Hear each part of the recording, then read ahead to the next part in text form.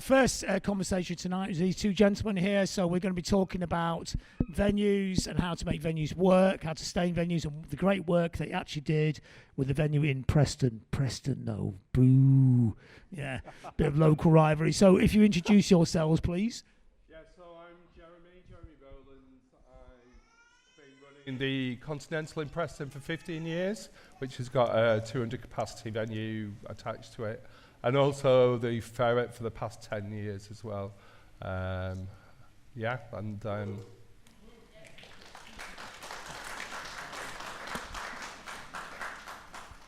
why does nobody clap for the Conti? Anyway, the Ferret's just been through quite a kind of traumatic period, but it's got quite an exciting sort of future now coming out at the end of it, partly due to, with help to this gentleman's organisation. So yeah, the Ferret was in danger, the building was being sold, and we didn't really have anywhere to go.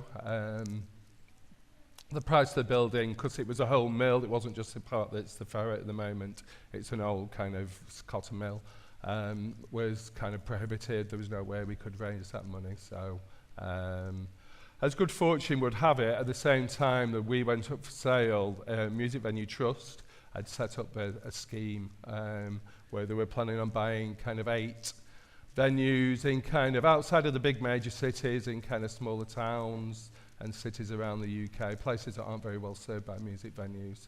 And yes, we've been going through that process. So that'd be good to come back to the detail of that moment, but who are you? Everybody, my name's Jay Taylor. I work for a charity called the Music Venue Trust. The Music Venue Trust was formed in 2014. It'd be amazing if that was the case, wasn't it? In 2014, with the express intention of to protect, secure and improve a network of the UK's grassroots music venues. We have an alliance of music venues that we work alongside called the Music Venues Alliance, of which the Ferret is one. It's about 850 grassroots music venues dotted around the UK. The charity does a lot of advocacy work, so we work with local and central government trying to improve the circumstances for grassroots music venues. We have some funding programs, we do some live projects. The main part of my work is the emergency service, and that's where venues come, with my colleague Lloyd, who's there. Say hello, Lloyd. Where venues come to us with challenges big and small, and we try to kind of support them through it. So what's the basis of the work of the Music Venue Trust then? Is it looking after all these kind of venues? And how does this play, say, in Blackpool? You know, what work would you be doing here? What work could you be doing here potentially in the future? I mean, obviously Milo's going to be up later on, so we'll probably talk about the relationship that we've had with Bootleg Social. But I mean, certainly what we see is when you map grassroots music venues, like for instance, I'm from Greater Manchester. If you look at the map of the city centre, there's like a ton of red dots, and then they slowly dissipate as you get out into the other boroughs, as you might expect. I mean, Blackpool has a handful of grassroots music venues, you know, Bootleg Social, Waterloo. What happens in places like these is if you lose one, it's way more catastrophic than it might be, as bad as that might be losing a venue in the middle of Manchester. There's a bunch of other venues. Here we find that a very small number of venues are doing a huge amount of the cultural heavy lifting. You know, so sometimes you have one venue in a town that's literally doing everything. So if they lose, if that venue goes for whatever reason, the provision goes down to zero really quickly. So the role of Music Venue Trust is to, help get the finances sorted out, maybe occasionally like the case the Ferret, to actually buy out the building itself, and also an advisory capacity, and also to back up the venues when they have problems as well. So it's multi-purpose, and if you could explain a bit of that. Yeah, so I could probably talk about an average day in the emergency service, you know, that Lloyd and I spend a lot of our time kind of doing. So we're the coordinators for England. We have another coordinator in Wales. We're in between coordinators in Scotland. We have a steering group in Northern Ireland.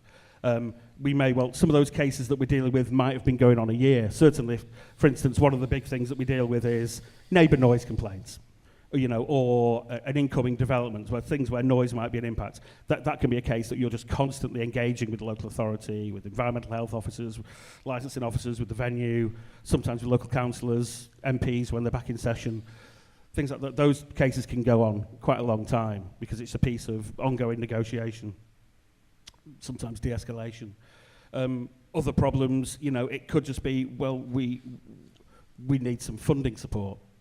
And that's, you know, we have a mechanism and support for that, drop-in sessions, documents, things like that, review service. It sort of depends. I mean, the big issues at the moment, and, you know, we're currently collecting data for our 2024 annual report. 2023 one is online if anyone wants to read it, is, you know, we've got a big problem with landlords. 90% of grassroots music venues have got a private landlord, and they have very different aspirations to the venue operators. You know, a lot of them don't really care what's in that building. We had a huge issue with energy. You know, on average, you know, energy, you know, we saw energy prices go up like 500, 600, 7%. You know, with the landlords, average rent increase was 38% last year. You know, we've got a sector that's got a 0.5% profit margin. Any one of those things could just tip those venues over. So the emergency service is just a day of all those things. Sometimes it's speaking to MPs, councillors. Sometimes it's, you know, sometimes it's venues coming in with a question that's quite, isn't it, Lloyd? It's quite easy for us to answer because it's just a bit of data. So at the moment, we're in a big campaign trail because we've got our big 5 manifesto points that we're trying to get into the hands of prospective, or, you know, MPs, be they, you know, new incoming ones or ones in safe seats. So I mean, that's kind of the macro, that's the nationwide version, but for a local version, like for you, somebody owning a venue, looking after venues, I mean, tell us a bit about your story, you know, how you got into in the first place, and the problems you've encountered when you're trying to, like, make these things happen in smaller cities. I mean, when I started doing the Continental 15 years ago, I mean, I'd always been into music, always been very interested in music, I'd been involved in going to shows and whatever, but I didn't have first-hand experience in kind of running a sort of a music venue or an arts venue or whatever you want to call it. So, you know, it was a learning curve, it was a big learning curve. When you're outside the big major cities, it's harder to get acts to come and play in your space. You know, you've got challenges with that. People want to go and play in the big cities. They worry whether you're going to get an audience. They worry, you know. So, you know, there's challenges. And also, running a music venue is very much a hand-to-mouth existence. I mean, I don't think anybody gets rich, bands, performers, agents, anyone running that's involved in kind of grassroots music. If you can pay yourself a salary, I think that's, and a decent, you know, a reasonable salary, I think that's a kind of win. So, yeah, it's challenging. It's challenging all the way along. So with those challenges and with the Music Venue Trust appearing on the horizon, I mean, a lot of the things they deal with, were they the sort of problems that you were encountering, like first-hand? Absolutely. I mean, I think the Music Venue Trust are a wonderful organisation. They're very kind of dynamic. They're very proactive. I mean, you know, when the pandemic hit, I think the way the Cultural Recovery Fund was kind of pointed more towards music venues, said, you know, Music Venue Trust were very much instrumental, and Mark David, I think, was very much instrumental in that. They're it's a great support network, and like I said, great organisation. When we hit problems with the Ferret, when the building went up for sale, and we spoke to the Music Venue Trust, they were onto us straight away with this idea that Mark David had about these kind of 8 venues that he wanted to kind of. Can you talk a bit about that problem you had there, you know, with the venue going up for sale? Because I think that's actually the crux of the whole thing that we're talking about here, really, in the way that actually you don't even have any control over your venue, do you? Because it's in somebody else's building, etc. Absolutely, yeah. I mean, obviously, we just had a lease on this space. The property went up for sale for, I think initially it was 750,000, which was just, you know, so far out of reach. It was, you know, it was untrue. But, you know, we managed, I mean, there's a lot of difficulties along the way and a lot of complications, particularly with our one. And, the fact that the Ferret was about a fifth of this kind of mill building, but the landlord wouldn't split it, wouldn't sell, you know, the one without the other. So, you know, it was a 2-year process, really. But initially, straight on it, Music Venue Trust, we got called back straight away, and I think it was Jay, you spoke to Sue originally, and yeah. Yeah, so on your side, Jay, how does that process work? So, yeah, Sue said, I think the landlord just put the venue on sale. You didn't really get much warning, did you? There was no kind none of... at all. Again, talking about a landlord just taking making a decision without even considering the people inside the building and the work they were doing. So I took a call essentially saying, we think the building's going to be up for sale. And so then it was all hands on deck. It was like Avengers Assemble. I think the first thing we did was we started looking at a thing that would project that sale into the future. So we started looking at an asset of community value status.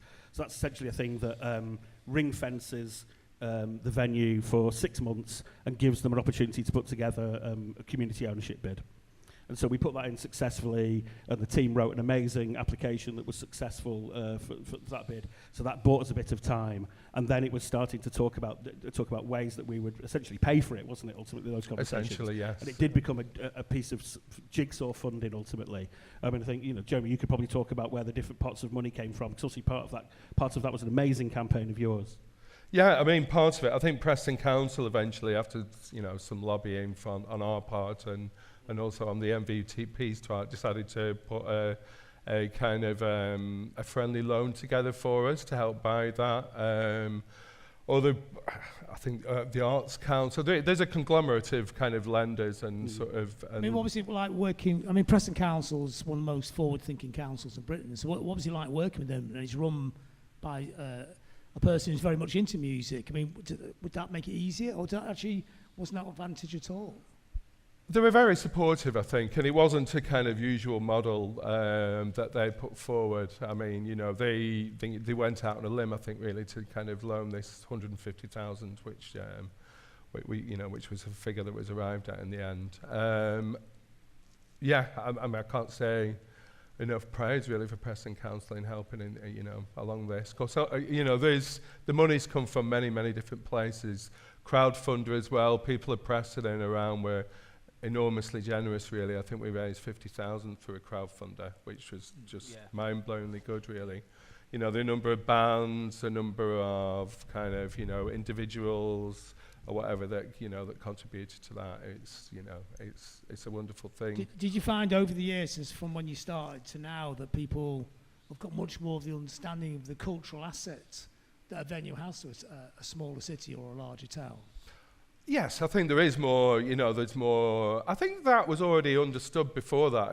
There's not an awful lot of, there were two larger music venues in Preston, one that was run by the local authority that closed a few years back, one that was run by the university that also closed.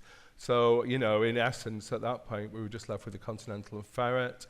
There's a couple of things that have come about after, since that date, but we're only talking sort of small rooms and whatever. The Ferret really, as goes kind of grassroots music and places where bands can start or whatever, it was the last man standing really within the city. And, within Lancashire at all, I mean, there's there's a couple of great places in Blackpool now, but there's not an awful lot, in the other sort of towns and cities around. So, It wasn't hard to convince the Preston Town Council that if they lost the Ferret, they'd be losing a significant part of their grassroots music output. Essentially, it's the Conti, the Ferret, and Blitz doing everything, and they would be in danger of losing a third. And so it was quite easy to have that conversation, wasn't it? Yes, about what that meant. I mean, after all this campaign, and there was the triumphant nights where the place reopened properly. Has it sparked something in the local music scene? Is there more people getting engaged in music? Like use it or you'll lose it kind of vibe going on? There's a good element of that, yeah, certainly. I mean, Preston always had quite a diverse and quite strong grassroots music in terms of bands coming through and things like that. That's waned a little bit over the years, but it is still there, and it is still it is still a force, really. And you were saying before that now. I mean, I didn't realise this, and I've played the Ferret and I've been to the Ferret. I didn't realise it was part of a mill. I don't know how I missed the whole mill stuck onto the building. But now you have the whole mill, don't you? And there's opportunity to do stuff with that space as well. Yes, so the plan is to turn the whole of the mill building into a kind of music and sort of performance space, really. So the idea is to have a larger 350 capacity room within the space. To also set up a smaller, intimate sort of rake seat, sort of area that could be used for kind of sit-down gigs or studio theatre or things like that. We're also wanting to have some music education and sort of performing arts sort of space within there and a recording studio as well. You know, we've been through the plans and it pretty much takes up the whole thing, but we've got a long way to go in terms of actually finding some money to do the work and put this into fruition. I love this scale of ambition. I mean, for me, I think venues are far more than just venues, aren't they? It's not, I mean, I don't mean just a venue because, of course, it's culturally vital, but the whole 360, what you could do with the space, is what you're doing here. And this is the ambition to turn it into not just a place where bands play, but into a whole cultural space. This has got to be the future of venues, surely. Absolutely, yeah. I mean, that's... you know, obviously we've got a long way to go, and you know we might not get there, but that's our ambition. That's what we want to do. And I think bringing more into music venues is the future, really. Bringing in kind of areas where people can kind of like get experience, get educated, and just involving kind of involving the community more, really. I think music venues now are probably more leaning towards becoming full community spaces, and the old model of, almost kind of like an old nightclub or something that's open a couple of days a week, and that's, and that's that. I think we moved as well to not that it wasn't always a non-profit, because I don't think I've ever got paid in 10 years from it, but we moved it properly into being into a CIC 18 months, 2 years ago, and I think, I wish we'd have done that 10 years ago now. You should get paid, though, and you shouldn't feel bad about getting paid. You're not a charity, are you?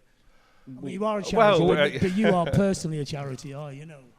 No, and I know there's not, but there was just no opportunity really to get paid. The place, paid for itself just about, but that's as far as it goes, and I think that's the experience of quite a few music venues up and down the country. Some of the benefits of moving to a CIC model would mean that the operators actually would be able to pay themselves more than they are at the moment. Because it's important, isn't it? I mean, and that's got to be part of the music venue trust. I mean, these people, one or two individuals in each town are actually holding the whole scene together and doing it for nothing, which to me seems ridiculous, really. Yeah, I mean, we would argue, that particularly the CIC model, essentially a limited company with an asset lock in place. Venues are sort of not-for-profits anyway. No one was taking massive directors' dividends. Any money that they were making was largely reinvested, which is essentially the CIC model anyway. All it does do is allow them to access additional funding. It may have an impact on their business rates, potentially get cultural VAT exemption, which is, plainly should be a thing anyway. It could reduce VAT on their tickets. It improves them in ways that probably does make it more robust business and allows them to kind of create some funds to actually hit legitimate wages. They're allowed to pay themselves legitimate wages under that model. And so we're kind of actively moved to kind of encouraging that mindset, because the other one largely isn't fit for purpose anymore. So this is part of Music Venue Trust's work as well, isn't it, to set up proper business structures in these places. It's not like in the 80s where venues, it was very ad hoc. It was all cash in plastic bags, if I remember. Whereas now it's, you're giving a business advice of how to make a rigid business structure. Yeah, I mean, certainly there's cases, there's 40 or 50 cases in the emergency service at the moment that kind of Lloyd and our colleagues and myself and our colleagues are doing. And so many of those ways that we're attacking those issues are sort of piece of jigsaw support. So a bit of that might be encouraging them to kind of engage with our friends at Arts Council England and look at funding, and we can look at support on that. Bits of it may be their modelling and how they're constituted. Bits of it may be they're encouraging, more diverse diary management, increasing their engagement with different stakeholders. It's loads of little bits. No one of them is really going to kind of solve the problem for those venues. But I think overall it probably will create a more robust model. It's about finding the time to do it for the average venue operator now. And this thing that they're doing there, with the mill, if they can get to that point, where it is multi-purpose, is that something you encourage at the Music Venue Trust as well, if possible? Because not every town or city has the same kind of people going to things.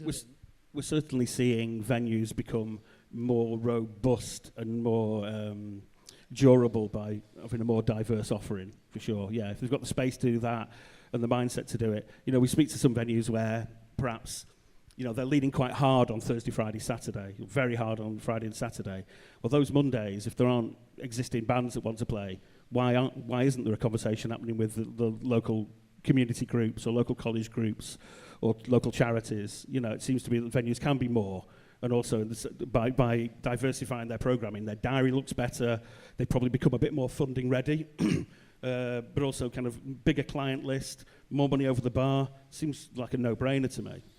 Yeah, it does seem like a very obvious thing, and well, obviously to you as well, isn't it? Yeah, well, I was also going to say, the old kind of revenue streams of, leaning hard on Friday and Saturday night is changing a little bit as well, because people, about 15 years ago when we were doing the Continental, people used to come to a show, maybe have 3, 4, 5, 6, 7, 8 drinks or whatever, but now that doesn't really happen anymore. People go, they watch a band and they go home. The revenue streams are different, and you've got to kind of diversify what you're doing within the space and kind of, bring in other ideas, bring in other groups, and I think to make these things work. Yeah, it's interesting. I was watching a panel recently at some event, and all the people running kind of business, music business and promoters were saying, what do we have to do to get young people to drink more? And I was thinking, is that actually what you should be thinking? Exactly. Surely you should be thinking, what can we do to make the amount of money we used to make off drinking without turning them into alcoholics? So this is what you're wrestling with here, isn't it, in a sense? I know, absolutely, yes. Yeah. That is, there has to be a future out of just relying on kind of drink sales on a Friday night, for music venues. Otherwise, the thing. It's doable, isn't it? And also things do change, don't they? Absolutely. Social activity changes every 20, 30, 40 years. Yeah, and that's going with that flow, isn't it? Absolutely, and it's no bad thing that people aren't going out and drinking 8 pints and watching music anymore.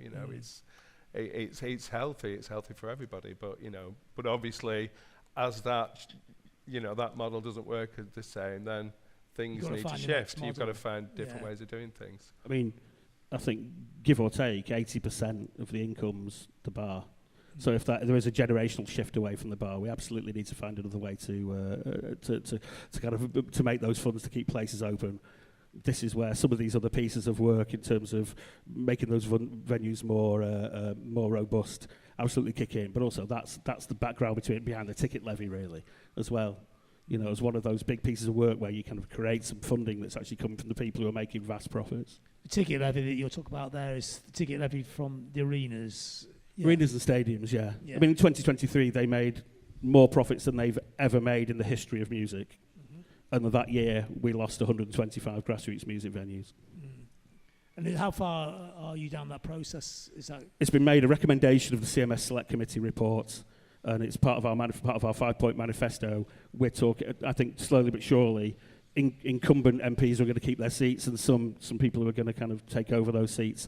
They're largely in favour of it because it's going to be mechanised within the industry. It's not going to hit the Treasury. Because it already works in France, doesn't it? So it's 3.5 in France, yeah. Yeah, so it's basically you replicating that model, or would it be a different model in the UK? We'd rather that it wasn't mechanised by the government and the Treasury, because we think they don't understand the sector as well as the representative bodies. It'll probably take longer, and there'll be administration fees will be higher. So we think it should be done within the sector.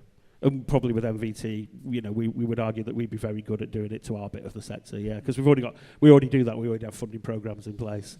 But I think if we want that money to get to people quickly and without huge administration fees, it's better done by the sector. And the money's not just for venues either, is it? It's for all grassroots. Yeah, artists and grassroots promoters. Yeah. That seems to be the in terms of kind of looking after the whole ecosystem. That seems to be the way people are looking. So, like with the venue in Preston, you've got like 2 venues now, haven't you?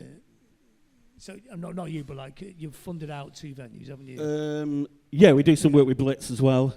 Another Preston venue. Well, bought out the buildings. Oh well. So yeah. So sorry. In terms of so we bought Music Venue Properties, which is the sister charity, put into community ownership. The wonderful Ferret, and then before that, the Snug in Atherton, which is just on the edge of Wigan. And how's that going? Is that a similar sort of? Or a woo was that an Atherton woo or a Wigan woo? Oh, it was a Karen woo. So is that a similar set of problems and a similar set of solutions? Yeah, it was quite similar actually. That was again me taking a phone call because both the Ferret and the Snug were in during the pandemic. I was looking after the Northwest, sort of became working with the English venues later on, and that was again very similar. That the landlord wanted to sell the building, and there was no guarantee the landlord would sell to the operators. It could have been. I mean, the Snug had been all manner of things over the years. It's been like a blind making workshop. It's been an ice cream parlour. It could have been literally anything else. It's been a taxi rank. And so the guarantee that the landlord was going to sell it to the operators just wasn't there. It's a shame you can't amalgamate all those into a venue. Ice cream plus band plus taxi. Yeah. It's kind of a night out without the drink, isn't it? So and now you've got these two venues, and you've worked out, because to do this is quite a task, isn't it, to work out how to do it. But now you have a formula. Can this be replicated? And will it be replicated? Yeah. So we're working on.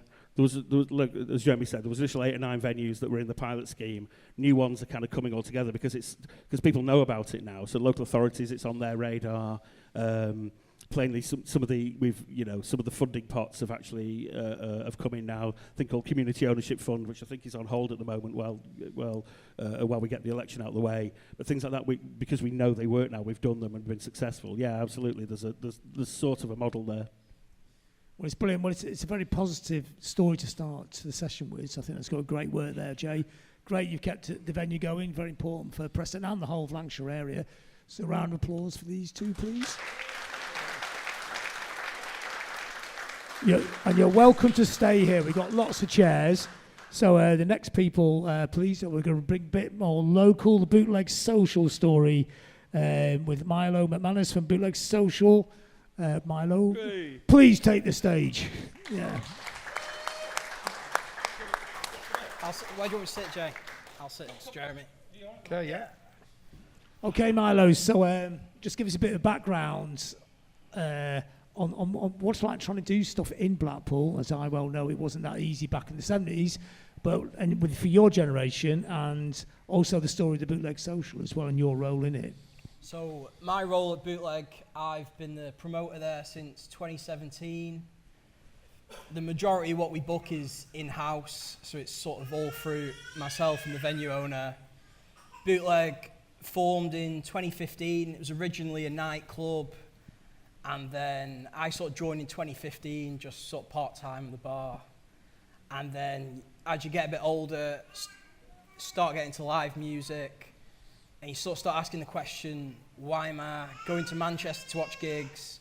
Why am I doing that? Why is this just not local? And then I went to a gig at the Ferret, actually. It was Idols and Blinders in 2017. And that was like a bit of a moment where I thought, if this is happening at the Ferret, why can this not happen in Blackpool? And then since, we've sort of just snowballed.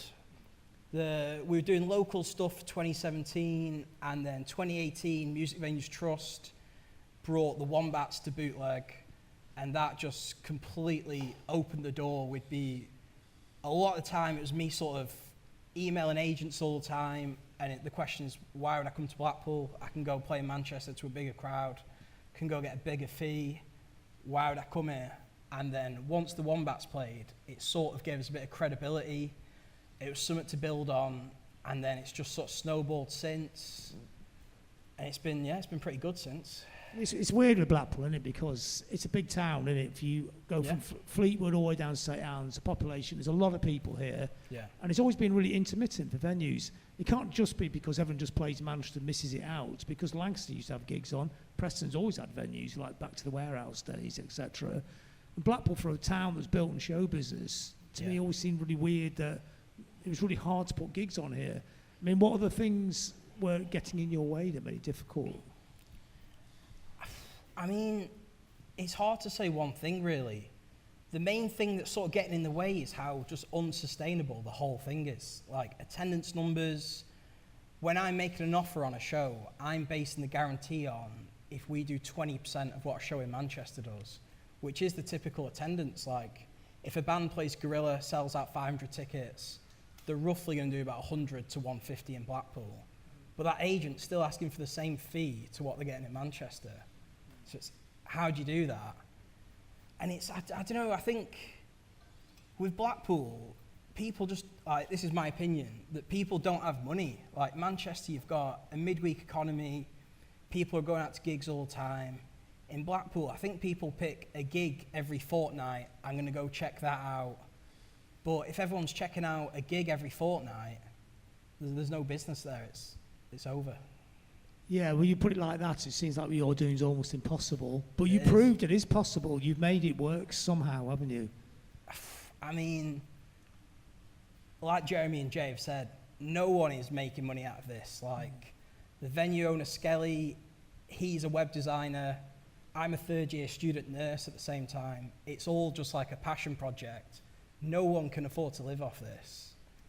And, I mean, it is impossible, but, I mean, what's the alternative, I guess? I mean, in an ideal world, and, you know, pie in the sky, things that probably never would happen, but what would be the perfect things to make to promote Blackpool, make them easier? I mean, obviously, like an economy miracle that Blackpool suddenly starts booming and everyone's loaded, maybe, that's one. But what about, like, agents saying, look, we can't just charge a saying to play in Blackpool. I know everyone's got to run the band as a business, but sometimes Sunday, Monday, you've got gaps in the schedule. I mean, yeah, that's where we sort of do. I think agents mainly, like, they'll route a tour through the main cities, and if there's little gaps, that's where shows will come to the Ferret, they'll come to Blackpool. But, I mean, I don't even think it's about money. I think even if Blackpool, there's loads of high-paid jobs, people have money in their pocket, there's just got to be some sort of cultural shift where people start checking out, like, just engaging in culture, really. Because it's attendance numbers, really, John. Is it, you know, some towns, people just don't go to gigs, you know, like Liverpool gets less people for gigs than Manchester does, you know, and Liverpool's a big city as well. Is Blackpool like that as well? But is it more of a club culture here, or is it more just staying and getting stoned and watching, doing computer games kind of town? What is it these days? Looking at that table over there. A lot of guilty faces out there. I don't really know, like, I don't know, because we get quite a lot of sort of big shows that come through the last few years, like bands that are playing rooms 5 times our size, we're 300 capacity, but we still sort of get them in. And those gigs are fine. I think we've got to engage people in checking out. I don't know about you, Jeremy, but most of our calendar is bands sort of on the first foot tours, no coming up, and it's getting people to engage with those shows. We're taking a risk. On a band you don't know or an artist you don't know. Yeah. So it's kind of nimble booking, isn't it? You've got to be right on the cusp of a band breaking big when you can still afford to get them to come to town, but they're known just enough that somebody's going to go and check them out. That's literally it, John. It is impossible. I mean, it's not impossible. It is doable, but it's a lot of a guessing game, really. You're trying to sort of book bands on the way up where you can still get them with the idea of hopefully in 6 months this band go on to BBC Six Music and everyone hears them and it takes off, but it's a struggle. I think one of the problems is if you're very culturally engaged and you've got the time to go to quite a few shows or whatever, you probably move away from places like Preston and Blackpool and whatever, and you live in, you're living in kind of Manchester or London or Bristol or something, and Bristol, London, whatever, they've got a lot of people who have the time, capacity and the interest to kind of go in that, whereas you get into the more provincial cities and towns in the UK, then you're up against a bit of apathy, aren't you? You're up against people who'll go to things every now and again. And then if you've managed to book something of a certain size, then that does engage people and go to things. But if you're trying to get people to go to shows that probably would only pull in 100, 150 or even 50 in Manchester, then, you're really struggling to kind of, outside of that. That is true. I've noticed that. I'm sure sort of a lot of people in the room from Blackpool notice. I noticed this when I sort of finished university around 22, 23. A lot of people move further afield because if you're interested in cultural live music, you look at Blackpool and you've got Bootleg, the Waterloo, but there's not a lot. And you notice it with bands as well. A lot of them just sort of leave Blackpool, they'll go to uni in Manchester, and there's like a sort of a vacuum of when sort of creative or talented people come through, you just go further afield. Like about a few years into me promoting at Bootleg, you then start getting job offers from like Scruff of the Neck in Manchester or booking agencies, do you want to move down to London or join this? And I think sort of a lot of people in my shoes sort of jump at that and they're like, right, this is where the opportunity is. I've hit a ceiling in Blackpool. And that's it, yeah. Yeah, well, I did it. Same thing. I mean, Yeah. 3 years trying to put gigs on here in the early 80s was just a nightmare. I mean, Yeah. you couldn't drag people into the gigs. I guess I can imagine you're probably almost banging on people's doors going, please come. I could paid guest list and anything, can please get into the gig. I mean, something that's good about Bootleg is 95% of what we book is in-house. So we've been able to put our own identity on the bands that play. So 7 years in now, we are booking bands sort of from Europe or wherever on the first tours, but we've now got like a base of people that just trust what we book and just sort of turn up, and they'll pay a tenner on a door for a band they don't have a clue who's playing. Well, that's really good promoting. That is like nearly 10 years though of slogging it away, no money, losing money. But yeah, we're sort of there, but even it's not sustainable. It's not enough people, to sort of keep it going. So ideally, what would you need to kind of support your endeavours to make it work? I don't know. I think about this all the time, John. Like, the issue is in Blackpool, I'm sure Ian at the Waterloo would agree with me, we need more people going out and attending gigs. And I suppose that's the issue. And then it's the financials as well. Like, we have a light engineer, Steve, who's like also the bar manager, Skelly, the venue owner's the sound engineer. Both of them don't take a fee for doing their role. So if you add their fee on, say, £200 combined to every show you would do would lose money. So they work for free. My salary is like a bag of crisps or whatever. Like, it's just, yeah. I suppose if these roles were funded, it's more sustainable. But I think for me, what's quite worrying is there's no one new coming through putting gigs on. There's a tiny pool of sound engineers. There's a tiny pool of local acts. So everyone's just leaving before they even get to the point where they start. Or if doing anyone things. gets sort of good at it, like we have a young lad, he's called Elliot, he's 19, he's been like sort of our apprentice sound engineer for a year or two. He's now just going to go to uni next summer and move to a city, where there's more gigs, and I think there just needs to be a bit more of a pipeline of supporting people trying to do this. Blackpool does have unique cultural problems, I think. It's great. I'm not saying it's great stuff goes on here, and it's very underground. Yeah. It doesn't have a proper university, which I always thought leaves a big hole in the local economy, doesn't it? I know they're going to bring in that multiversity, which is part of another university. But Blackpool had its own university. There'd be this influx of young people coming from other towns. Imagine that, 3,000 people extra in the town centre. Make a massive difference. I mean, if you actually look at the touring circuit, it nearly is round cities that have locals plus students. It's a lot of people in the winter. But it's weird, isn't it? Like Blackpool, a place where people used to go to because it's a cheap place to go to. You can't get people to come here to go see a gig. So like in Preston, I imagine your audience is a very Preston audience, but you're in a catchment area, so you've got a 50-mile catchment. But Blackpool's on a limb, it's on a peninsula, and people don't tend to come to Blackpool for gigs, but they may go to Preston for gigs. Is that something Possibly, you experience? but I think we have the same problems as Milo does, really. These things are, it all hangs by a fingertip, most of the time, which is why we're wanting to kind of, we've got these plans to make this thing into more of a cultural hub. So, there is a hub for the area. There's a place where, we're wanting, we're not going to try and program this whole thing or trying to run every element of it. We want other people to, want to bring other people in to kind of do this. But, the Future in Birkenhead, is a fabulous kind of example, really, of how to run a kind of, a new wave of music venue, really, where they kind of, they're bringing young people through all the time. They've got loads of kind of programs, the sound skills programs. They've got the, Mosh Tots, is it, I think, and other things, So they're really involving people at that age of 16. They're really, they're providing training. And I think those people that are going through that program feel a lot more ownership of the venue than you would do if it was just there and, you see a flyer every now and again, and occasionally you might want to go and visit something.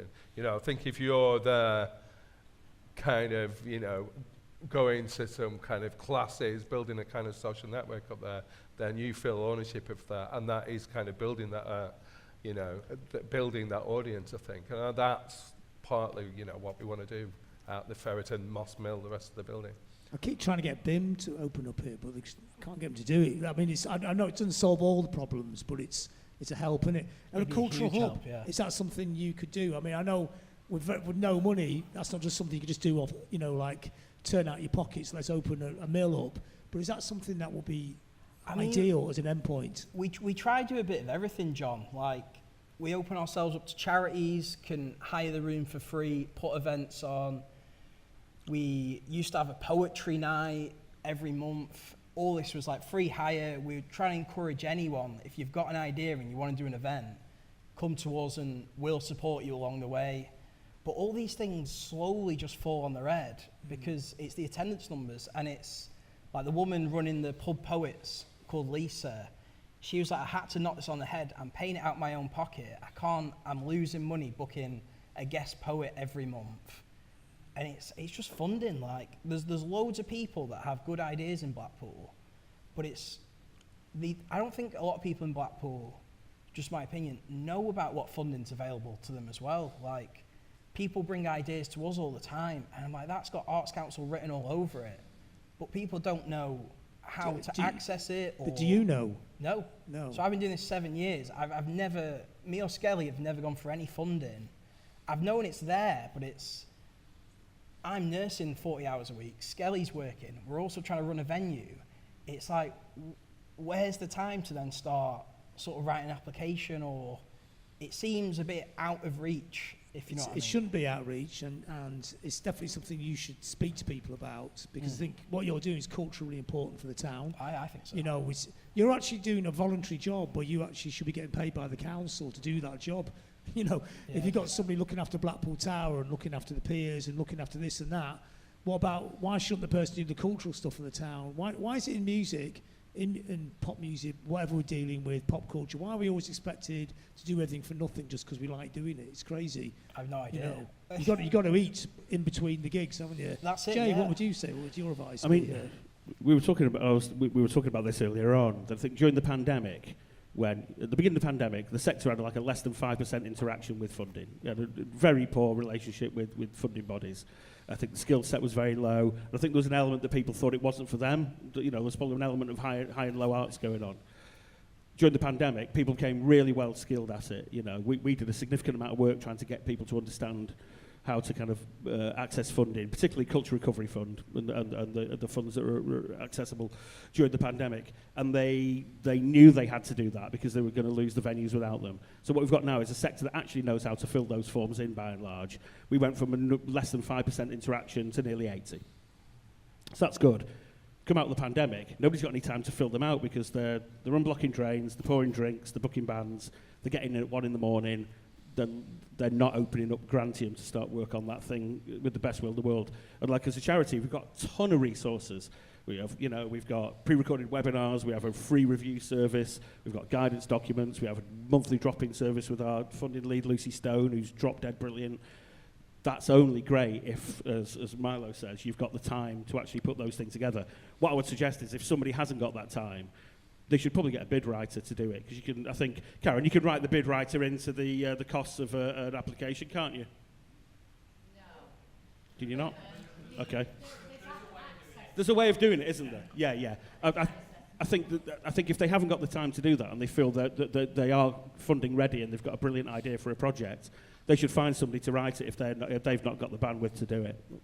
I think if like what Milo's doing, you're basically bringing bands in from out of town, which sparks creativity in the town. Yeah. You've got local creatives doing events in your space. You've got local bands playing your space. It's a cultural asset, isn't it? Absolutely. It's a business, of course, on one level, but it's not a business just, obviously not for Milo. He's only getting a packet of crisps for doing it.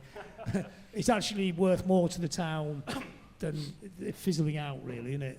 Well, you think so? Like, I know you said before it's hard getting people to come to Blackpool, but we use Skiddle as well. The sort of people who go to gigs, I mean, it's quite easy getting people to come here for Stag and Hens, and I like Stag and Hens. I have no problem with Stag and Hens because that's people having a great time. But what about people who want to go to see music? You know, why do people from Manchester not go to Blackpool, stay in the cheap B&B and go back? Because everyone in Manchester loves Blackpool, you know. But why do they not think of terms they could go and watch a gig at your place? I'd rather see Idols playing a little club in Blackpool than play a massive venue in Manchester. Definitely. It's almost an advantage in a sense. If it's played as an advantage, it could be a good card. So actually, John, you might find this quite interesting. The way we sell our tickets through Skiddle, you get a pie chart of where people are buying from. And actually about 60%, well, I'd say 60 to 70% are out of town, people travelling in. And that's like a big issue we're sort of, me and Skelly are thinking about is, our attendances is only maybe 30, 40% local people.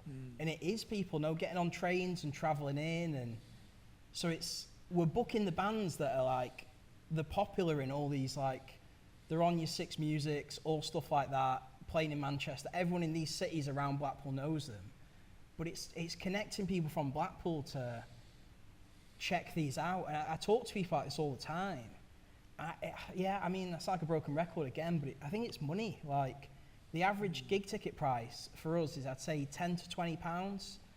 And if you're struggling to pay your rent or your food shop, like, you're not going to spend tenner to check out a weird Dutch band that we've booked, are you?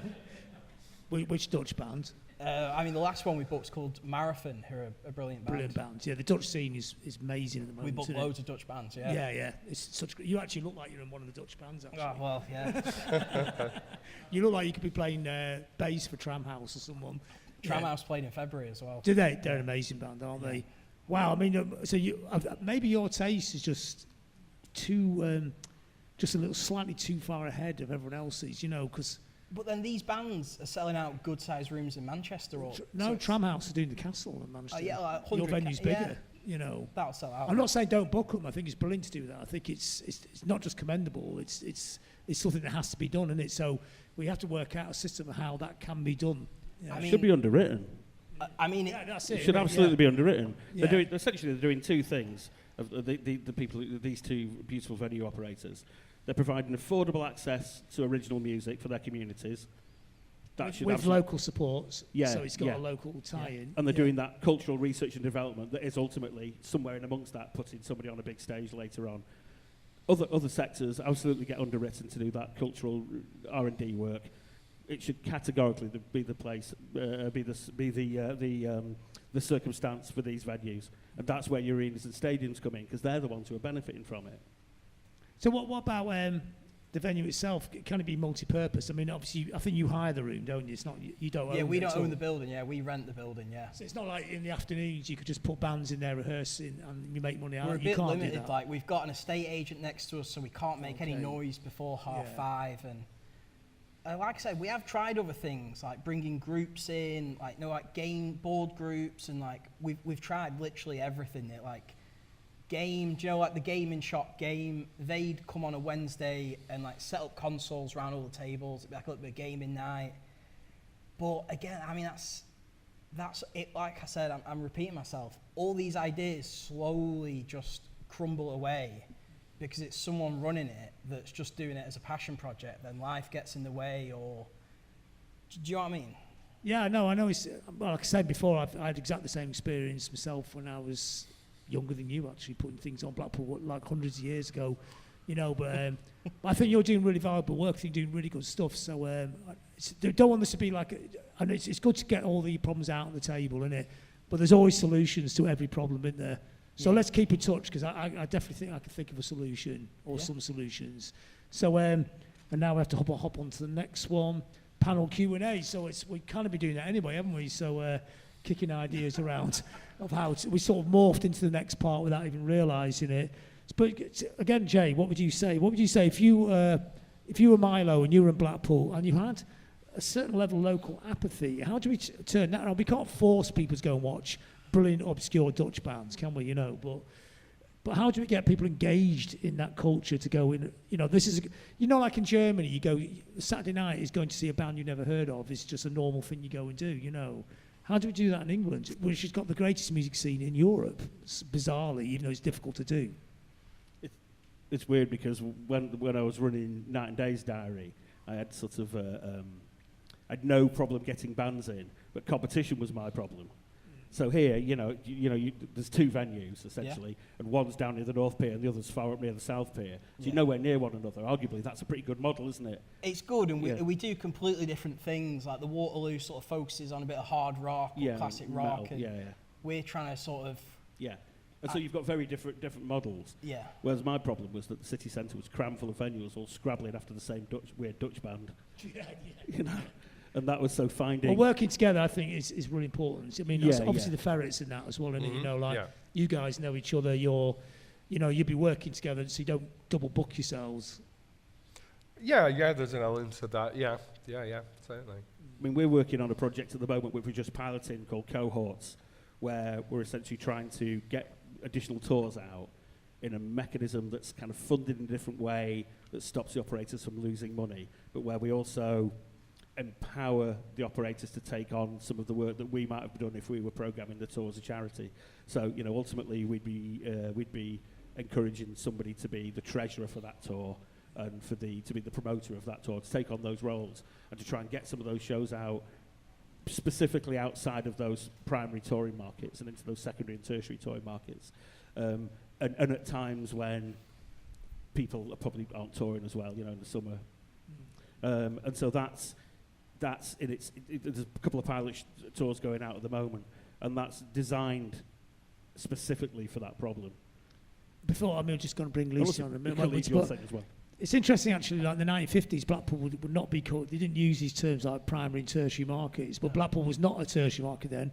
It's where Frank Sinatra would come and do his gig, go to London and Paris and back to New York. Yeah. So what changed, and how can we change it back? But just up the road in Lancaster, there's a whole different ball game and a whole different kind of things going on. And Lucy, you're going to come up here and talk about the jazz festival that you're putting on in Lancaster and how that kind of works. And you're going to show some slides of this as well. I don't have to. I can just talk. Hey? No, you were fine. Don't move. Well, do you want to do the slides? We can just talk. It's okay. fine. Yeah. So do you want to tell us a bit about this weird matching shirts thing going on here? We've suddenly got it's like a Breton trawler now. So what is the Jazz Festival in Lancaster? Give us a bit of background on it. Yeah, so it's a 5-day festival. It's now totally venue-based. We're in our 12th year this year. And it's really interesting to listen to all the things you've been talking about so far, because what's really interesting about Jazz Festival is that we don't have a home in the same way that we've been talking about venues having homes. But what we do have is that sense of event. So when you put on a festival, audiences really kind of go, okay, this is the moment that I go and see jazz, and that's, that really helps us in terms of what we present and what we do. So we're in our 12th year, 5-day festival, all in venues, and we're really focused on contemporary, kind of emerging jazz artists. So predominantly all from the UK, a lot of them from the north. We have very good links as well up to Scotland, so we get a lot of Scottish artists that come in as well. And we're also really concerned about how the artists experience at the festival. So we have what we call an artist playground alongside the public-facing program of the festival that we do, which involves artists coming and staying with us for 2 days. And we put on jam sessions and workshops and networking things, and really try and encourage a kind of community among the musicians that come and play. So the festival does a public-facing program for those 5 days, but it does an artist-facing program as well, and it's really about that kind of symbiotic relationship between audiences and artists. So when you say it's multi-venue, it's multi-venue, isn't it? Yeah. And you use different venues every time. Is it some venues stay the same, or how much is a variation of it? Is it like a hub that stays the same? Yeah, it doesn't vary that much. We have a hub at Cantina, if you've been up to Lancaster. It's a really great space. I love it there. Yeah, it's good, isn't it? It's great, and it's a really great resource, and in the same way you've been saying, it's a space that's changed. If you went to Cantina when it first opened, and it really felt like a warehouse, and has grown and improved, and they've kind of put steps in, and now it really feels like a music venue. It's really kind of gone through that growth and that development. So we have a hub in that space. We do events with the Duke's Theatre. We do events with the Gregson Centre. We do events in cafes, the Herbarium. We work with Atkinson's. We do stuff up at the Priory Church, which is a beautiful big church. So depending on what the gig is, we put the gig in the right space, and we'll put it on the right night in terms of how the programming works. But we have a kind of core spine of stuff that happens, and we use those spaces kind of throughout the program. I guess Lancaster, again, from Preston and Blackpool, it's a different story, really, as a town, because it does have the university. So that's going to help a little bit. And is there other unique things that help Lancaster have a sort of space that you can actually do a jazz festival every year and make it easier? Or does it have unique problems as well that make things more difficult? I mean, I think it's got a particularly culturally engaged audience. You know, I've always been surprised is not the right word, but kind of impressed about people's support of it. But like I say, the challenge, the thing that we have that's maybe different to the venues is that we only happen once a year, and that's the weekend that people come out and engage with what we do. So it's really got that sense of event and occasion, and so people have it in the calendar and they come and engage with it. And I think that really helps in the way that it's much harder to pull people to an event in a venue if it's happening all the time and they know that they can go and see another gig next week. The thing about a festival is that it happens at that point and people come out and support it. Yeah, I mean, because I remember like back in the 70s or early 80s, but Lancaster was where you would go and watch art films, because didn't show any in Blackpool. Yeah. So that was my idea of Lancaster, was always a bit more of an arty kind of place. So it's no surprise to me that you can make a jazz festival work there. But are there obstacles that you get as well? Are there things that do make it difficult? Because it's a small town, isn't it, as well? Yeah. Yeah, I mean, there is. We wouldn't exist as a festival if it wasn't for funding. You know, that point blank wouldn't happen. We're funded by Arts Council England. We've previously been funded by the PRS Foundation, Help Musicians charity. We've also recently been funded through Lancaster City Council's kind of shared prosperity funding. So looking at different ways that we can demonstrate our worth within the local region, and that's really been a different way of us talking about what we do. And in the same way you're talking about the cultural assets that music venues are, we put that bit into the council to say, actually, this is a cultural asset as a festival, and we can offer something back to the kind of community, and that we benefited from that funding through doing that. So really thinking about the way that we talk about what we do and what that means to the people of Lancaster is really important to help with that. But yeah, money is a challenge. Despite the fact we're funded, money is still a challenge. It's a part of a portfolio of work that I do, which includes helping music venues apply for funding. I've done a bit of that as well.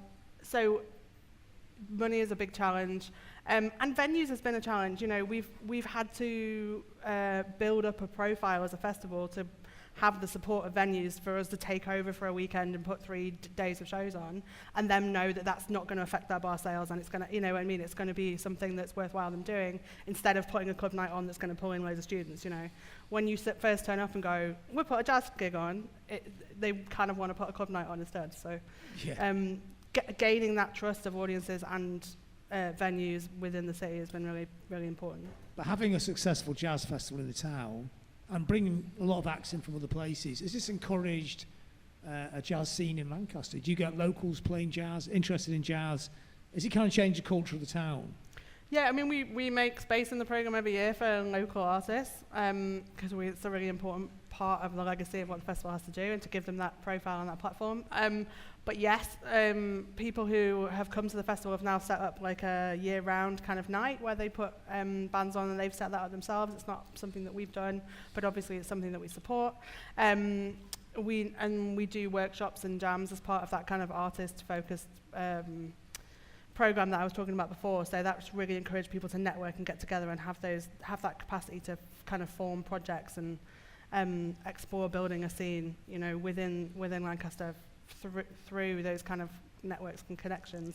And also by connecting local kind of artists from Lancaster with the ones that are playing the festival, you know, workshops with them, master classes, all that kind of stuff, making it really open, and having artists who travel into Lancaster to be there for a couple of days. You know, you can run into them at other gigs or at the pub or wherever it is, you know, as part of the festival, and that opportunity for them to connect and understand and talk to each other, I think really fosters a sense of confidence in the local musicians as well. So how many people do you get going to the festival approximately? Audience-wise? Yeah.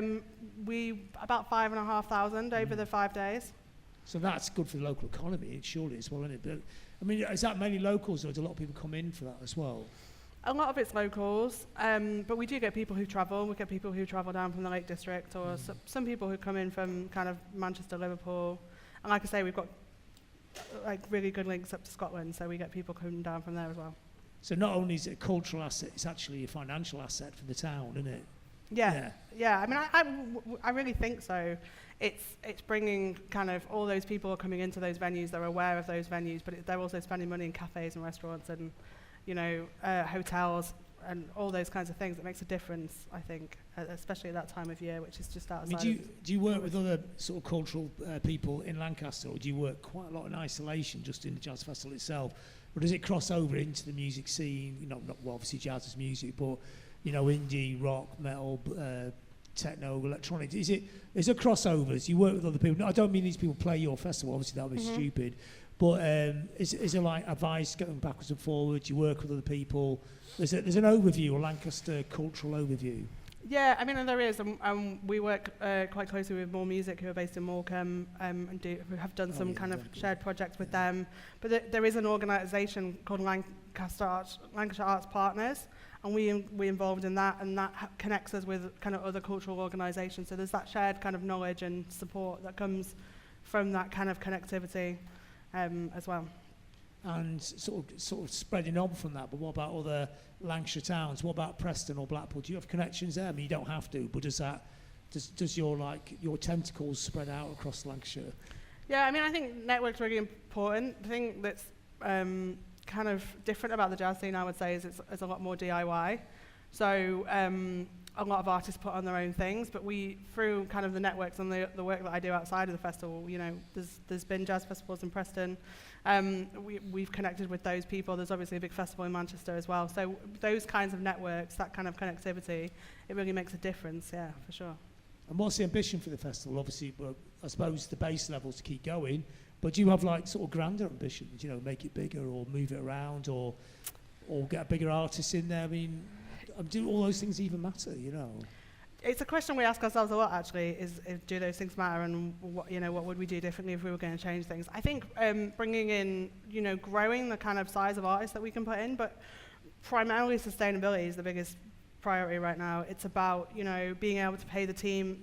There's two of us who work 1 day a week, year round, to make the festival happen, which is not enough time. It's not enough time to put the festival, to do what we do. So getting to a point where the team is sustainable and properly reimbursed, that we can grow the rates that we're paying artists so that they're getting properly reimbursed and they do get paid a reasonable rate comparatively to the jazz scene, but we'd like to grow that as well because the cost of living is going up for everybody. It's going up for us, it's going up for them.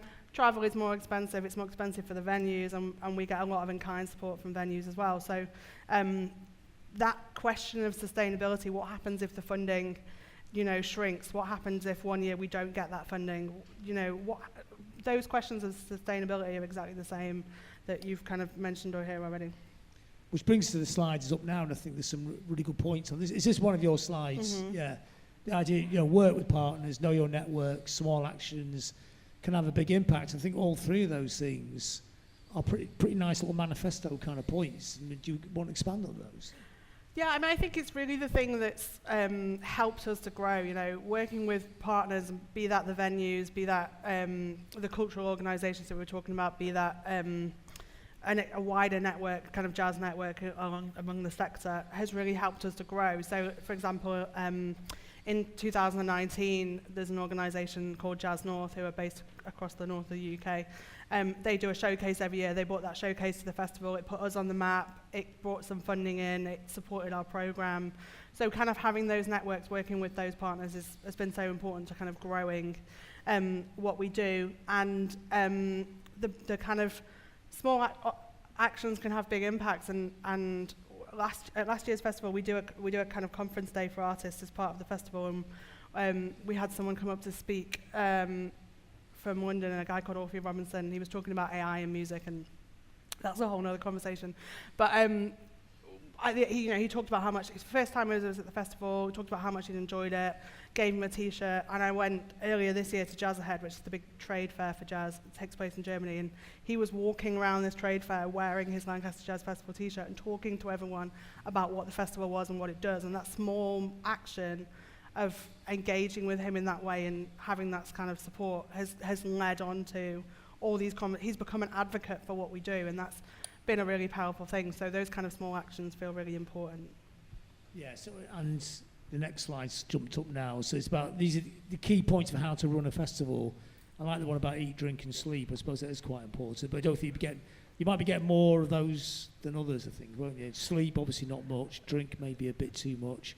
Eat, probably no time. So running a festival, communication, planning and volunteers, they're all very key, aren't they? Yeah, for sure. I mean, we run with the support of an amazing team of volunteers. They give up hundreds of hours of time to do the festival, and we genuinely wouldn't be able to do it without them. They're an amazing asset that we have and support us every year in what we do.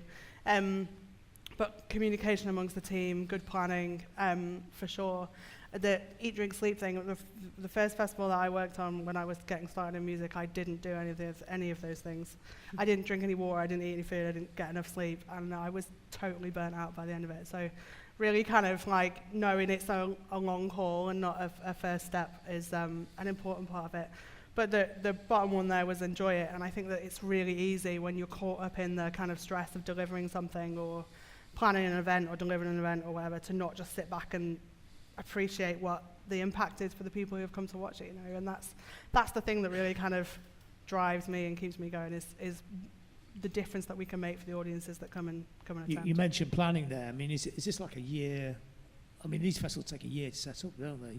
Yeah, it's the team of two of us, year round, who do all the planning and all the contracting, all the listening to artists. But we have volunteers who support us kind of year round, and then a core team that come in for the festival in September. There's an interesting list on marketing here. I think it's weird that you think nowadays everyone know about marketing, but quite often you think, wow, I've gone to this event and these people don't know anything about marketing.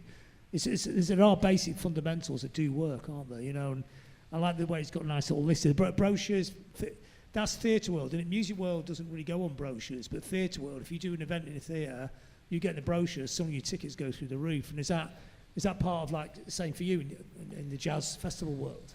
Yeah, I mean, brochures, we have a conversation about it regularly, because there's we're printing something on paper and producing something, and is that a good thing, a necessary thing? But it's seems to be the thing that audiences want, is to get a brochure before the festival. They can go through, they can read it, they can circle the things that they want to go and see, and we'll see people walk around with their brochure in their hand and they've got their kind of schedule for the day. So it's a really massive part of the marketing of the festival for us, is to have that, and they'll probably be getting delivered right about now for this year's festival, and they'll go out kind of across the region, and they really do, I think they really do make a difference for people to get the feel of the festival. You know, they get descriptions of the bands and they get all the pictures, and I think it really helps to connect in that way.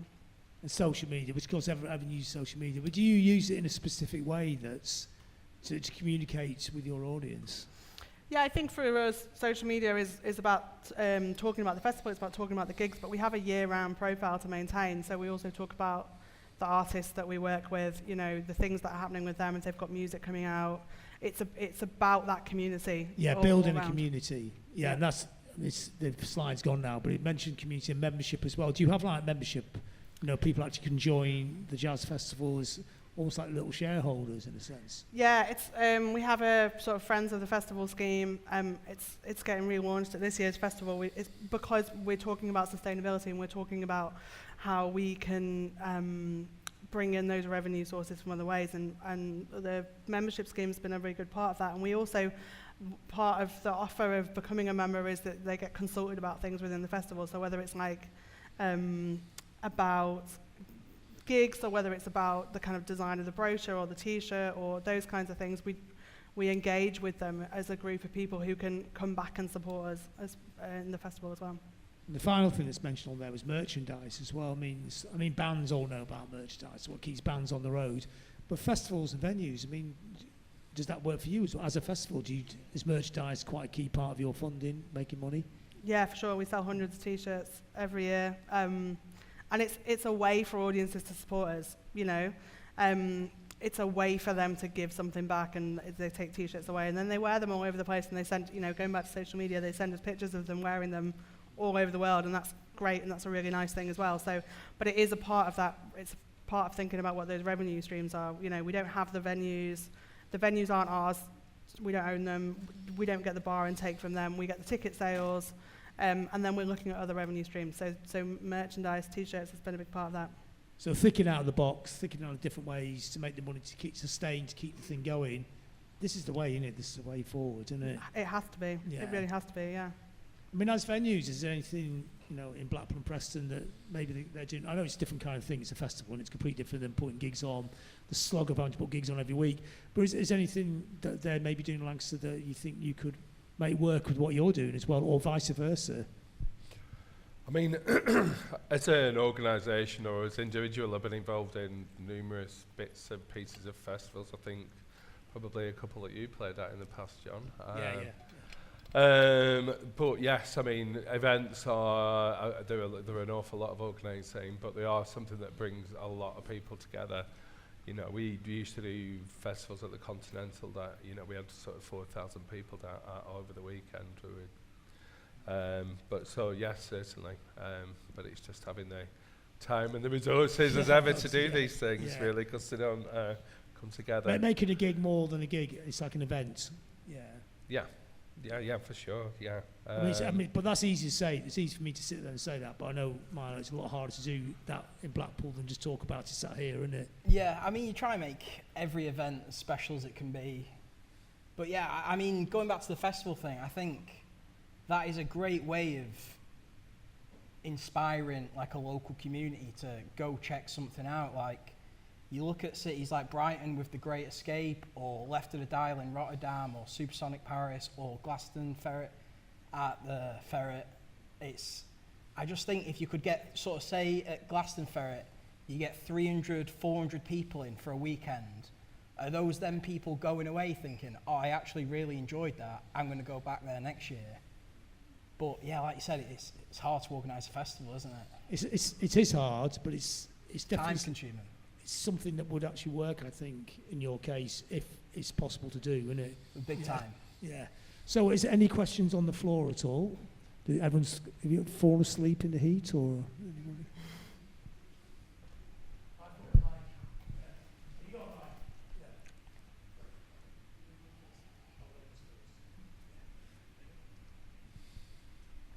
Hi, it's just an insight really, rather than a question.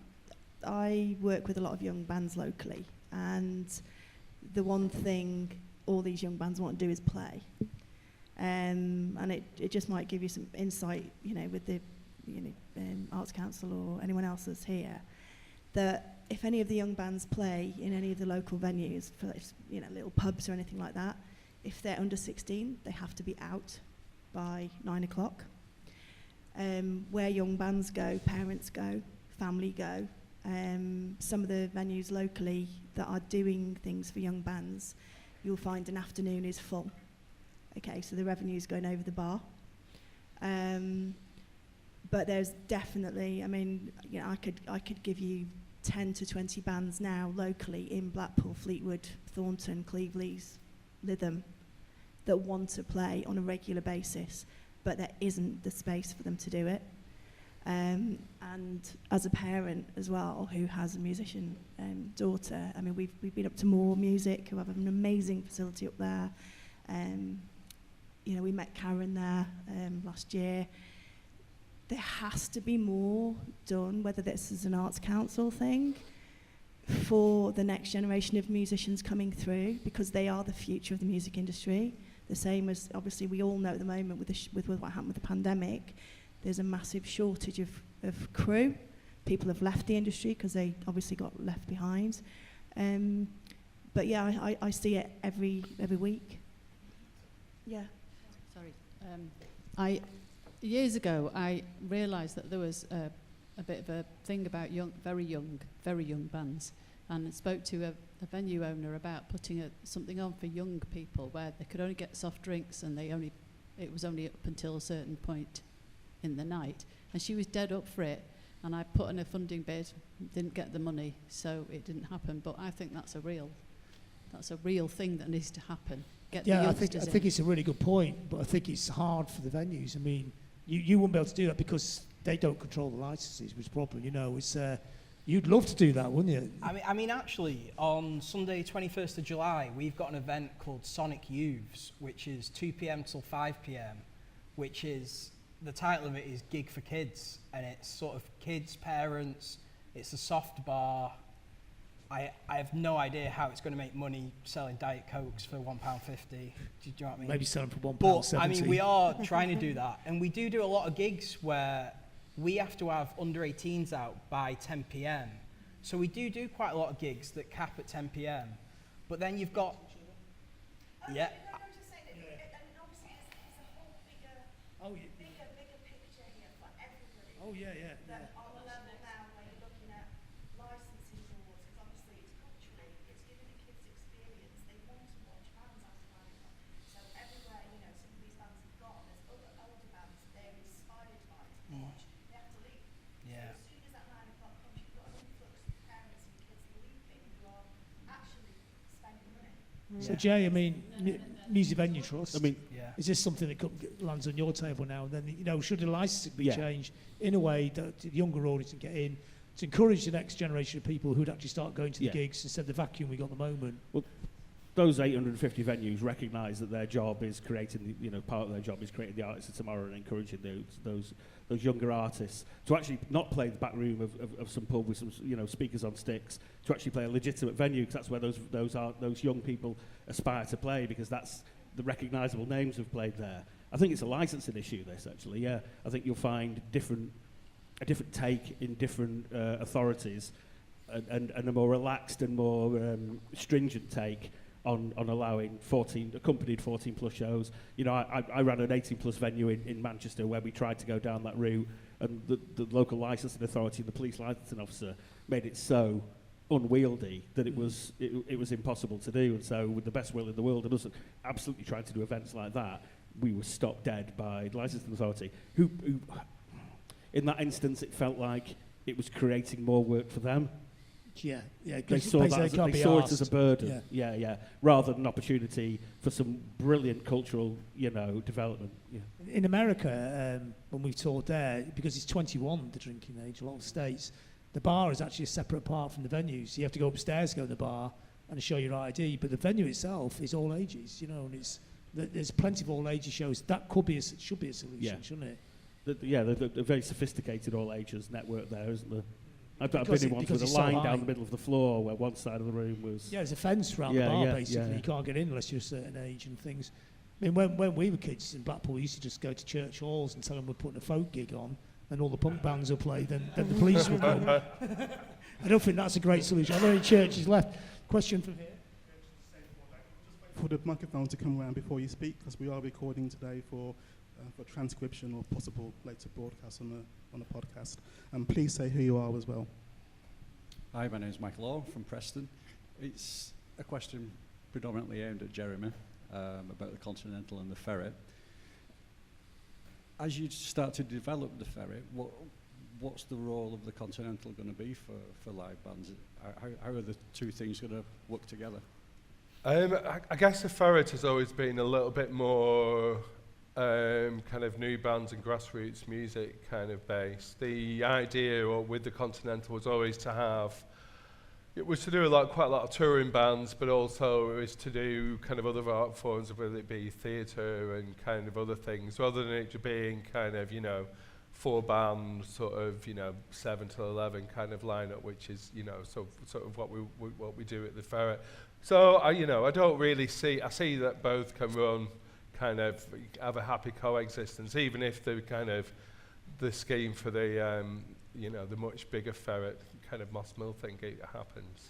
You know, I don't see the Continental moving away from doing that. And also, I think towns and cities work better. I mean, obviously competition's one thing, but you know, if there's a massive culture, so to speak, you know, you start finding people get more culturally engaged and, you know, and go to things. And I think these things can have a kind of snowball effect. Well, that's the hope anyway. In a way, it's an advantage, isn't it? Because if you have 2 arch rival promoters of 2 venues fighting against each other, which you do get in some towns, it's ridiculous. So you put 2 bands of the same music on the same night, I think that is just mental, that. But you just be arguing with yourself, so you actually got it all worked out. That's, to me, that's an ideal situation you've got there in Preston. No, I agree, and and the more things there are for people to do, then people who aren't necessarily seeing the centre somewhere or that they go to that often, start to see it as a kind of more attractive kind of proposition, really. I think you can get to a point with places where people see it as an attractive destination, and I guess that's always the journey, isn't it? And that's where you hope things are going to land eventually. 2 great venues in the smallest cities, great. So, any more questions?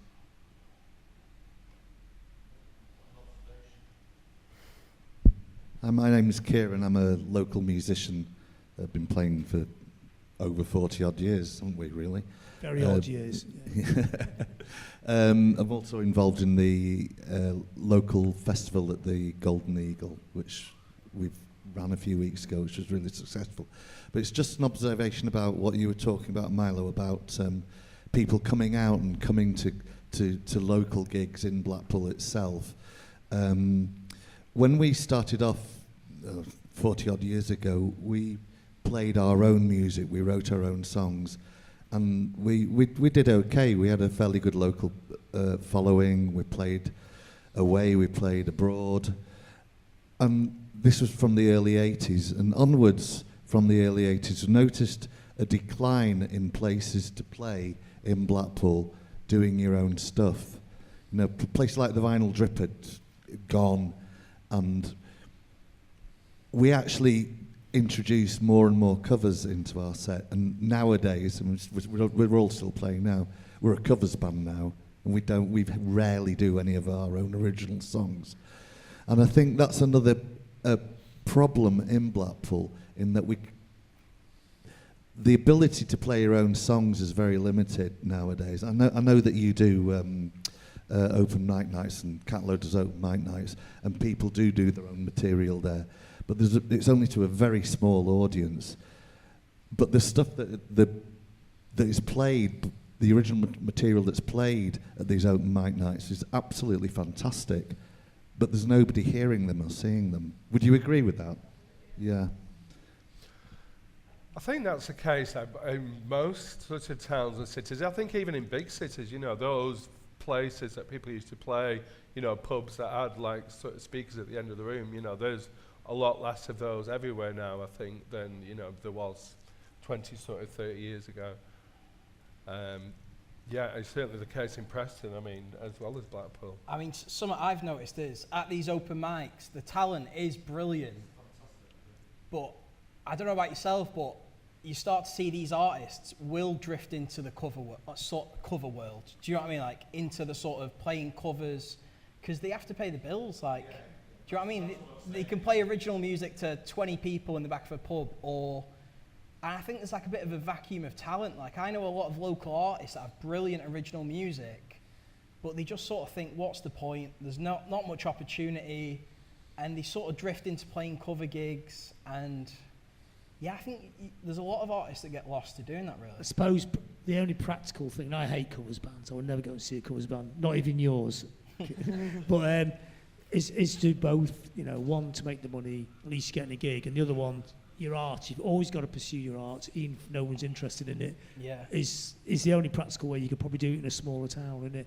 In a bigger city, there's more space to exist doing like off-kilter stuff. Well, that's it. Like you said, there's these places where original live music is just dwindling, and it's quite hard to get a gig, I think, as an original band in Blackpool. Yeah, like, very much so, yeah. Because there's so few places, and this might sound harsh, but you can't afford to put someone on, like, to promote someone's hobby if there's 10 people in an audience watching. Like, the venue has to hit a certain amount of people just to keep sort of ticking. And yeah, I think that's quite sad in Blackpool. It is, and it's difficult, but let's get, like I said before, get all the problems on the table and try and work out the solutions. Yeah, I'm actually quite a positive person. I don't mean to be fucking miserable. Well, you are, because you're still doing it. Well, yeah. You didn't give up 5 years ago. I just refused to get railway placement coaches home from Manchester. So I just want to see bands in Blackpool, really. Yeah. Okay. John? Hi. Ne- Oh, sorry. Did you put your hand up? Name. Hi. Name. I'm Lowry. Sorry. I work in a local music academy, which is a charity in CIC as well. Again, going back to the original music thing, when we're seeing all these young bands creating, there's a couple locally that have just released songs on Spotify and iTunes, all the rest of it. There is also a thing, again, I don't know, obviously with the powers of bees and talking, to the higher up levels in society or record labels or commercial radio or anything like this. We're lucky in Blackpool at the moment because the radio licenses, we've got Coastal, DAB, and we've got File Coast Radio. They are trying so hard to promote what the locals are doing, promote local music, and get their new songs played. Now, what there is a problem with is, and this is from experience in the pandemic, I was on all the campaigns, like Make It Blue, Red, whatever, trying to raise money to support our own. And even then, with people who have toured high level in the music industry, could not get a song that we got to raise money for our own in the pandemic played on commercial radio. And that, to me, said a hell of a lot, because you're thinking, if you're not Sony Music and you can't get your foot through the door, it's again, it's Arts Council, it's, whatever. There is something that needs to be done at a higher level to help the grass music, because at the end of the day, they are the future. But how do we make that step to say, look, every week a commercial radio station has to play 5 new artists? Unless you're Sony Music with the money to throw at them. Which would be great, but I think in the end, you just give up with commercial radio. It's basically not about music, it's just inane babble in the background, isn't it? I'll burn them all down, the pointless. It's a waste of time chasing them. Thank God for the internet. It's not easy, but you can graft out your own you create your own media, that's how you do it in music now. You don't sort of hook on somebody else's media. I'm not saying it's a magic solution, it's a long haul, but that's how, at least as an alternative. Yeah. Yeah, it's tough out there. Thank you. Now, I just wanted to say about covers bands. I think we have to lose the snobbery about that for a start, because musicians need to make a living. I also think that's the way to get people through the door. If you can do covers and original stuff in the same gig, then you're onto a winner, surely. Does anyone not think that? Get people in. That's what we want. Certainly, we want them in to listen. We see grassroots music venues across the UK leaning into covers bands on Saturday night to make a bunch of money, which they're then taking and putting into those Tuesday, Wednesday, Thursday gigs for original artists, because that thing is essentially a lost leader, and that thing's doing a lot of the dirty work. So I think there is a probably, even putting aside what I feel about covers bands, there probably is a mechanism where they can be a weird force for good. Yes. Yeah. As much as I think those venues would rather have an original artist on the Saturday night, they've looked at they've run the numbers. Agnostic about what the local music scene is, and you showed that through the pandemic in terms of if it's a venue that has school and college bands and tribute bands, if they're as crucial to the local ecology. Yeah, we're aware that there's no one model. Yeah. Yeah, and there was that comment last week from George McManus at Goldsmiths at a government conference about how the distinction between like a local scene and the music industry, or the music scene, and you can have a music scene in Blackpool, but he was saying that the music industry is always going to be in certain places, really. But however, interventions have to be better matched to supporting the local music scene, as opposed to, which speaks to what Milo was saying as well. Yeah. John, I think that's out of time for this session, really. Okay, we've got some music now. We're going to thank our speakers, aren't we? I think so. Okay, Rhy Grooves, take the stage.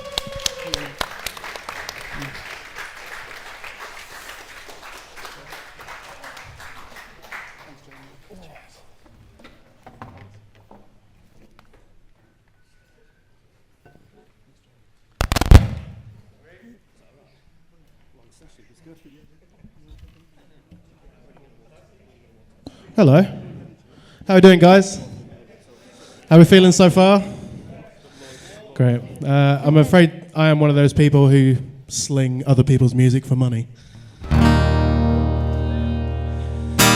Here to perform for you today. I will just say, I do write my own music with a couple of my business associates in the audience there. My guy Liam is a producer in town. And I also have a little covers duo with Daisy over here too. Just raise awareness. But anyway, my name's Rhy Grooves, and it's a pleasure to be here. Thank you so much for having me.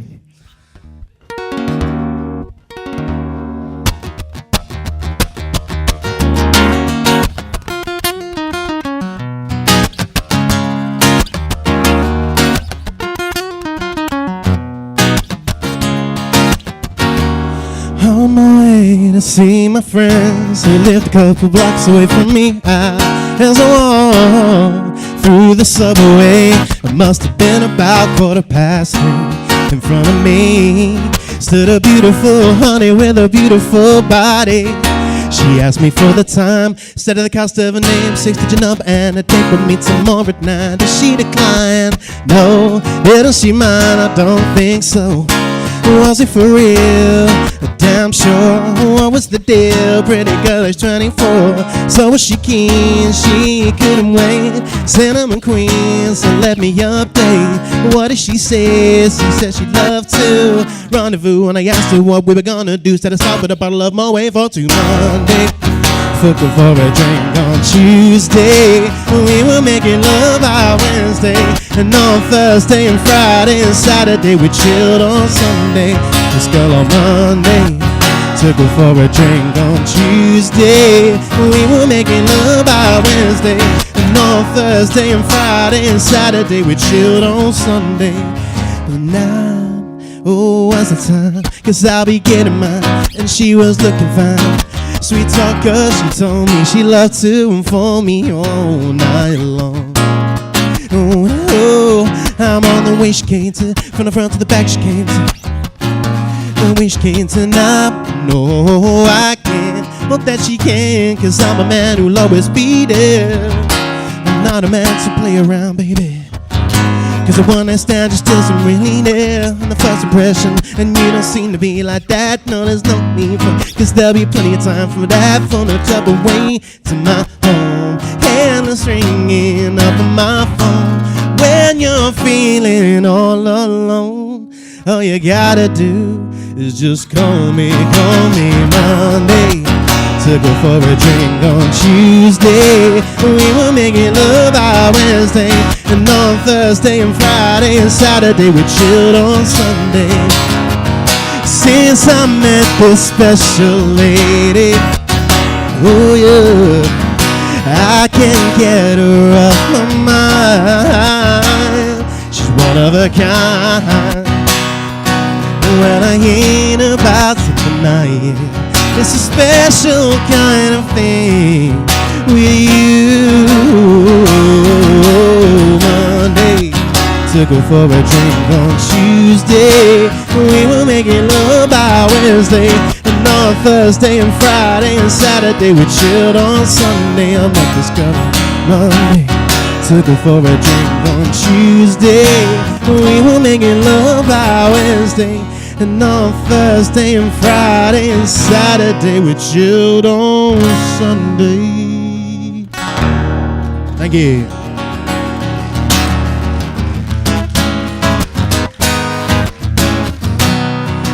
Cause I'm so in love with you. Whatever you wanna do, it's alright with me. 'Cause you make me feel so brand new. And I want to spend my life with you. Oh baby, let's stay together, yeah. Oh, loving you forever, ever. In times are good or bad, or they happy or sad, and since we've been together, I love you too whenever. It's so clear to me. you make me feel so brand new. And I want to spend my life with you. Oh, baby, let's only stay together. Yeah, I'm loving you forever, ever. In times are good or bad, or the happy or sad. Yeah. Thank you. I'll be back in a bit. Cheers.